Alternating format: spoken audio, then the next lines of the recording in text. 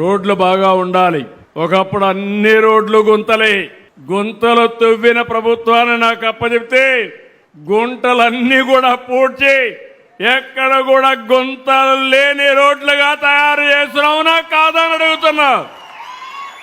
పెట్టుబడిదారులు రావాలంటే భయపడిపోయి పారిపోయిన పరిస్థితి.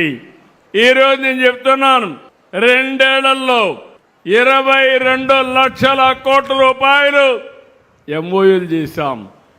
12 లక్షల కోట్ల రూపాయలు ప్రాజెక్టులు గ్రౌండ్ చేశాం. ఇవి పూర్తయితే 12 లక్షలకు 12 లక్షల ఉద్యోగాలు వస్తాయి.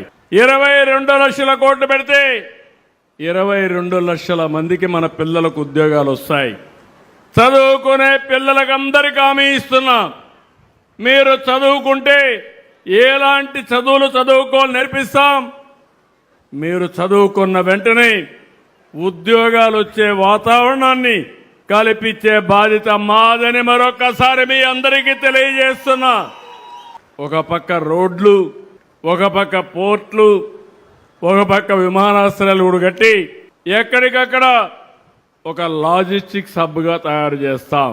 బాపట్ల, చీరాల ఈ బీచ్లు చూస్తే శనివారం వస్తే హైదరాబాద్ ఖాళీ అయిపోయి ఎక్కడికి వస్తారంటే సూర్యలంకకు వస్తారు. అవునా కాదా అని అడుగుతున్నా.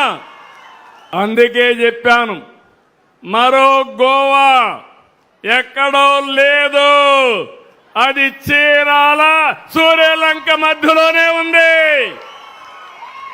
ఉపయోగించుకుంటే ఆకాశమే హద్దు.